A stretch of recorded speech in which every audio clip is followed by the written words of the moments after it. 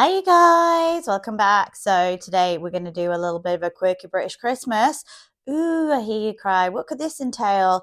Bitter arguments over turkey, cracking out Quality Street at a ridiculous o'clock, and having a Bucks fizz on Christmas morning as you watch your husband stare blankly at the children without a single idea what he's got them for Christmas. So yeah, quirky British Christmas, lots of fun things about Christmas. In fact, I feel like British people invented Christmas, or at least the Victorians invented quite a lot of the Christmas that we kind of recognise as being British. We also have some help from maybe some German relatives as well, so we'll talk about that. So yeah, this video is just a fun bit of, Christmas spirit. I've even got my Christmas tree in the background here, and my Christmas jumper. I mean, look at that, guys. That is festive, isn't it? I've got gingerbread men, I've got reindeers. In fact, I feel like I ought to have some like antlers. However, we'll keep it sensible, we'll keep it factual, and we'll keep it quirky and British as we always do. So let's get into it. Let's learn a bit about quirky British Christmas. So let's see what it's about. So quirky British Christmas, a day spent indulging in food, television, excess, lots of booze. I feel like British Christmases are boozy. And also contemplating whether to serve sprouts, even though actually maybe a large portion of people don't actually eat sprouts. I mean, it's traditional, isn't it, to have a sprout on your plate? I feel like you need a sprout on your Christmas dinner, even if you don't like them. I mean, I don't really dislike them, but I'm not overly, enamored with them. But I will always have a sprout on my plate. So there we go, sprouts. So obviously Christmas is a great time of year. It can also be a difficult and a hard time of year. I'm just going to put that out there. But when it's good, it's very good. And when it's bad, it's awful. I think that's pretty much how Christmas is. And I do feel that the real spirit of Christmas is, giving and loving and caring and showing goodwill to all men, as we would say. And, there can be some really beautiful moments of Christmas. So we're going to focus on the positive side of Christmas. We're going to ignore all the capitalist, must buy more plastic, must buy more tat, must, be excessive. We're not talking about that type of Christmas. We're going to focus on like some of the traditions and maybe some of the values and kind of understand what our British Christmas entails.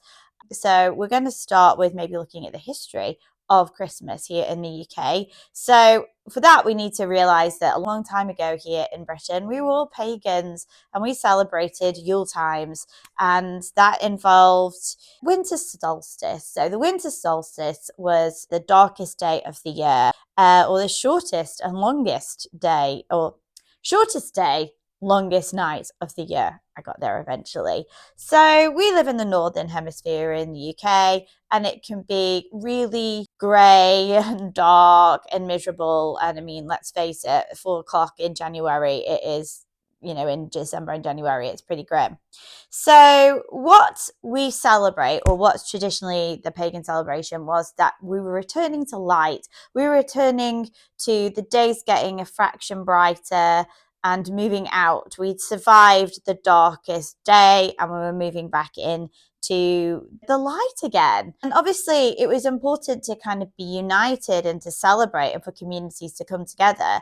And obviously these vibes still very much are part of what forms British Christmas today. However, now it's indoors with gravy and a big turkey. So this is why there's a lot of evergreens in a British Christmas. So the holly and the mistletoe, which are traditional plants that grow around here in the UK, you can see them. And we would adorn our tables and our homes to remind ourselves that spring was coming and that green would return. Because if you've ever been to the UK, you can see how pretty and green it is and how lush, because we get so much water, we get so much rain. Being a little island, precipitation is strong here. And these were used by pagan communities because they stayed green and they reminded people and they kept spirits up in the jovial feeling, even though winter, can be kind of intense. So they were a symbol of hope, a symbol of light, and also something to aggressively hang everywhere, to decorate, and to remind ourselves that, hey, good times are going to come back soon. And there was also the Yule log. And obviously a Yule log now is a nice little chocolatey log that might, bestow your Christmas table and as a lovely centerpiece as part of your Christmas lunch or your Christmas dinner. And the Yule log comes from ancient solstice festivals where large logs were burned to protect homes and to encourage the sun to return, to kind of to sort of show that we were willing and waiting for the brighter days. So this big log would be burned, keeping people warm, keeping it bright. And let's face it, we like a good fire in Britain in the winter time. You know, even our bonfires on bonfire night and Guy Fawkes that we celebrate. You know, there's something about a fire in a cold, wet, grey environment that's it's really nice. And when you go to like Christmassy things around the UK, there's always a sort of like an opportunity to toast a marshmallow or stand by a fire or get yourself warm. And we love our pubs, our Ingle Nook fireplaces and roaring fires, you know, with a glass of mulled wine. Those are nice Christmassy things and certainly lovely traditions. And again, I think this harks back to our British kind of heritage and our pagan kind of ritualistic of keeping it bright, keeping it warm, keeping the spirits up in the dark, grim, rainy, wet, cold, frosty season that is a British winter. And we've obviously honoured this tradition of the Yule log by making it into a beautiful chocolatey pudding that we can eat as part of our Christmas dinner. So yum. So feasting in winter wasn't actually indulgent, okay? It was actually practical. As I've said, there's a lot of links to keeping everybody happy and jovial and bright. Animals were slaughtered before food ran out because British people ate seasonally, and there wouldn't always be an abundance of food in winter because things would have been pickled and kept and salted to get them through the winter. And by this point in the winter, we were quite far away from, you know, any fresh food that might have been harvested during the harvest season. So slaughtering meat, an animal, and having a meaty feast was certainly another thing to celebrate at this time. Ale would have been freshly brewed. We like a beer, we like a drink, we like it boozy here in the UK. And everybody would have ate together for that communal, jovial spirit, as I've talked about. And I suppose it makes us remember that tomorrow isn't always guaranteed, and to, you know, while summer was make hay while the sun shines, winter was about enjoying the simple pleasures that were available to people at this time. So now we would just panic buy parsnips instead, which isn't kind of as exciting. I hope you've got parsnips. So Christianity arrived. So we decided that, hey, solstice is a cool festival. You know, Yule is a fun thing to celebrate. So, hey, why don't we appropriate these traditions and blend them with this new Christianity thing and decide that Jesus' birthday is going to be on the 25th of December, which is near to the darkest day and longest day of the year, or shortest day of the year, longest night of the year. And it got politely rebranded. So Yule became Christmas, and we've got this lovely blended holiday, haven't we? This lovely festival, this tradition that we have here in the country. So December 25th was chosen not because it was actually Jesus' birthday, that isn't historically accurate, but because everyone was already celebrating. So the shortest day of the year, let's have a nice festival and keep up those jovial, happy spirits. So very efficient, very British. Okay, so Christmas was appropriated. Well, Christmas spirit was appropriation of Yule and the Winter Solstice, and obviously went through a few changes and was pretty much a day of celebration and feasting. And this kept going for a really long time. And then the Germans arrived, or the German influence arrived in the 19th century. So it was actually Queen Charlotte, who was George III's wife, that brought the Christmas tree to the British Isles. And she would decorate, obviously being a German princess, her tree. But it wasn't until Albert married Queen Victoria that the Christmas tree actually became a real part, and Victorians went mad for them. And they were fir trees. And there's a really famous image of the Queen Victoria's family around their Christmas tree with all the gifts laid out. And obviously, you know, Victoria was a model of motherhood and prestige, being the monarch, and all her children and her husband. So the rest of Victorian society decided that they too wanted a Christmas. So obviously the Tannenbaum, as it would have been in German, has become a pivotal part of British Christmas, and obviously part of, kind of ties in nicely with the kind of origins of the Yule traditions of the evergreens and having the holly and the mistletoe. So why not throw a fir tree in there, because it kind of correlates very nicely with the tradition, as I've said. So we have a Christmas tree. You'll see a Christmas tree in most British homes. Nowadays, they're not always fir trees, although it is kind of a nice tradition to go out and purchase a fir tree, bring it home and decorate it in your home. And the smell of a real Christmas tree is absolutely amazing. However, not everybody can get away with a fir tree. We lived in a 3-story house and we had our fir Christmas tree in the middle floor. And just after Christmas, when we came to remove it, it shed all of its needles and they were everywhere. So it was a little bit of a disaster. So we've since moved to artificial trees, but these days you can get some absolute stunners that look absolutely amazing and very genuinely look almost like the real thing, although they don't have that beautiful smell. They also don't shed those needles. So we love a Christmas tree here in Britain. You will see them all around, and different colours, different sizes, different variants. But yeah, a little bit of festive fare, Christmas tree in the British home. So let's move on to Christmas lunch or Christmas dinner. And in the olden days, did we always eat turkeys? No, we didn't. Now we obviously consume quite a lot of turkey, and turkey, I'd say, was probably the mainstay of the Christmas lunch here in the UK. However, turkey didn't arrive in the UK until the 16th century. So prior to this, we would have had peacock, swan, and other birds that perhaps we might feel are a little bit illegal to eat now, but obviously maybe in the Tudor times, they would have been the fare. And today, over 10 million turkeys are eaten at Christmas time. And that's a lot of turkey, isn't it? Turkeys, obviously, were very big birds and very expensive in the Victorian era. So previous to that, people would have eaten goose, or very poor families, maybe rabbit or a little bit of beef. But turkey does seem to be the main choice. And obviously, people might eat a nut roast. And this will go alongside your red cabbage, your roast potatoes, your stuffing, your sprouts. As I've said, a very important part of a British Christmas lunch is a sprout, a cranberry sauce, a bread sauce. Personally, I love a bread sauce. So we might complain about it, we might overcook it, and it might end up a bit dry, but slither it in loads of gravy. I think I was supposed to say slither it, but I'm not even sure that's a word, but let's just pretend it is. Slather it in lots of gravy, and I'm sure it will go down a treat. So we absolutely love a little bit of turkey and, a bit of tinsel. It's Christmas time. And then also on our Christmas dinner table will be a Christmas cracker. So again, this was another Victorian thing. And originally it was a device sold to give sweets out. So sweets were in the Christmas cracker, which I think were called bangers originally. I'm not entirely sure where the origin of the Christmas cracker name came from, but I will do a little bit of research and see if I can put it up somewhere here. If it doesn't appear here, I forgot, I'm sorry. But they were created in London again in the 1840s, so the Victorian era is very much shaping our Christmas here in the UK. By a man who was trying to sell sweet and accidentally gave us cardboard explosives and bad jokes, and British bad humour is everything we want in life, isn't it? And around 150 million crackers are pulled every year. And I'm not just talking about some 50 over at the club.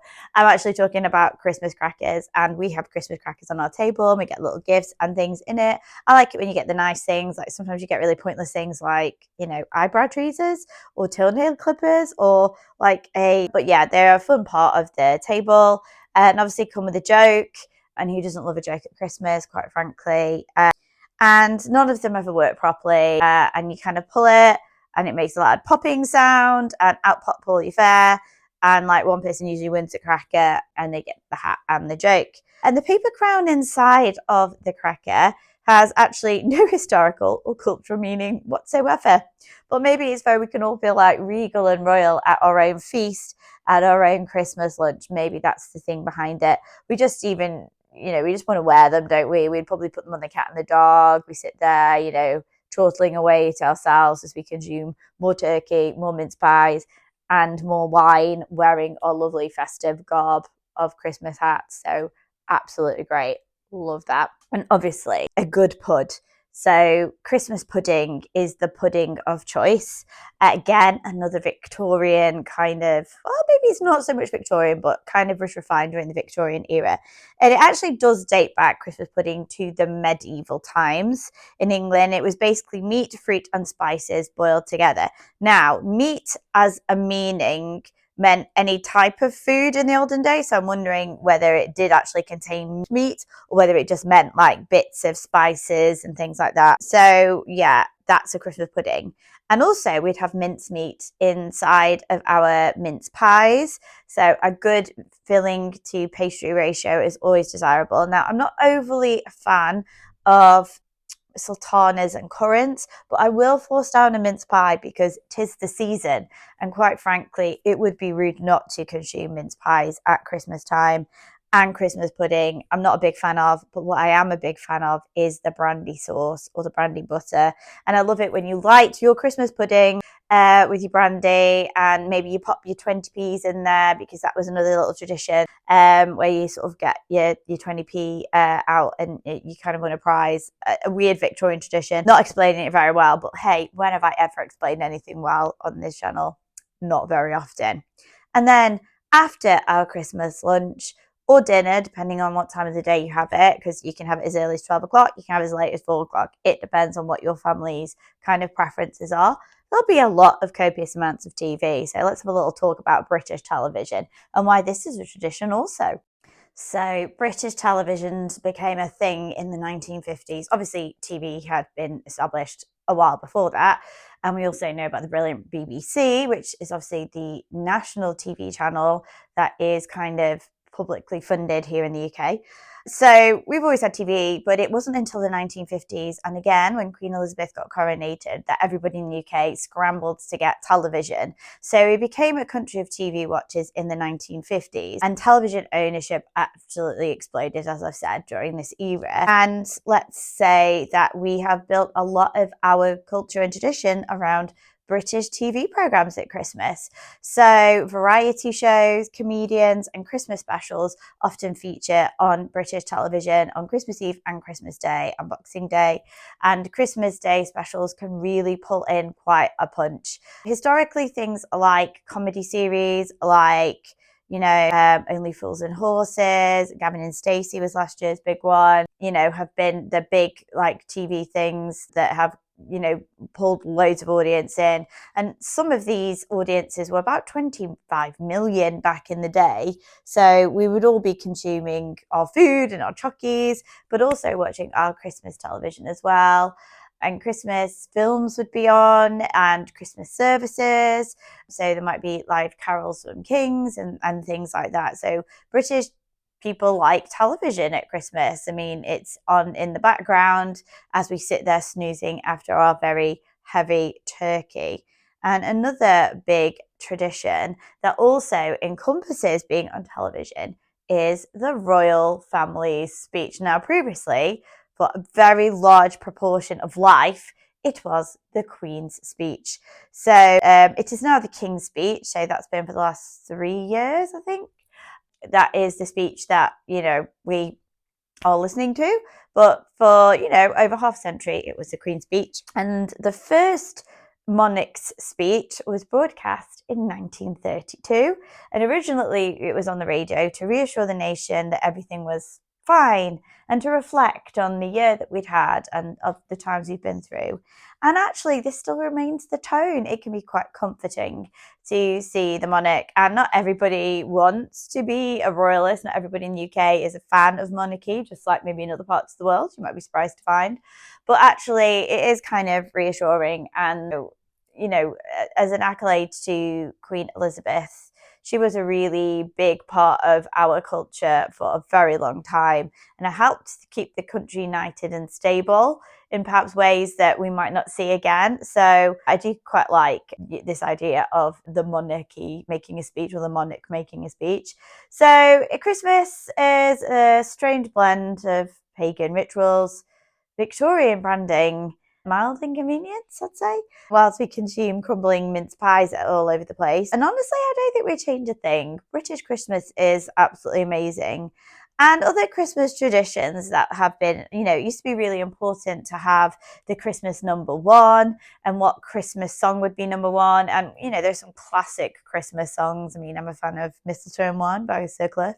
And I know it's a little bit passé now, but, growing up in the 80s and 90s, you wouldn't go a single Christmas time without hearing Band Aid's Do They Know It's Christmas, which obviously came out of kindness and goodwill to other mankind, even if it is a little bit white savior tropey now. The Pogues Fairy Tale of New York, which is an absolute Christmas belter and certainly one of my favourite Christmas songs. So yeah, there's been some classic Christmas number ones. The year that the Pet Shop Boys got to number one, and that was unexpected. When Wham didn't get to number one with Last Christmas, but they took a good 30 odd years to get there, and they did. So yeah, it's been quite, good, the Christmas chart and having a Christmas number one. And then obviously Simon Cowell took it over in the 2000s, and we had an X Factor winner. However, some of those X Factor songs were quite good. I think Alexander Burke's Hallelujah cover was great. A Moment Like This, was that Leona Lewis? Is that also Christmas number one? I can't quite remember. But now it seems to not be such a big thing, and that's kind of a shame. And it does reflect the change in times, the change in media consumption, the change in culture and attitudes. So I'm sure that there will be other Christmas traditions that form over the next few years. But yeah, Christmas number one is absolutely something that I remember fondly from my youth and childhood as a British person. So, what else can we say about Christmas? It's a great holiday, and there's lots more that we could talk about here, but I'm going to wrap it up so we don't end up with a very prolonged video. So, thank you for joining me today. As always, share any Christmas traditions or Christmas values that you have. If you're not British, is there anything that you do in your country or your heritage that kind of is particularly special for Christmas? Maybe you don't celebrate Christmas. Maybe you've got a different religious following. So maybe you've got different traditions that you could talk about. So obviously happy to listen and see what you guys are up to. As always, so thank you for taking the time to be here today, as it slowly got dark because I'm filming this in the early evening. And as I said, Britain in wintertime is dark by 4 o'clock. Have a very lovely Christmas if you're watching this before Christmas, and a happy New Year if you're watching this before New Year. And I'll see you next time for more quirky British content. That's all for now. Bye.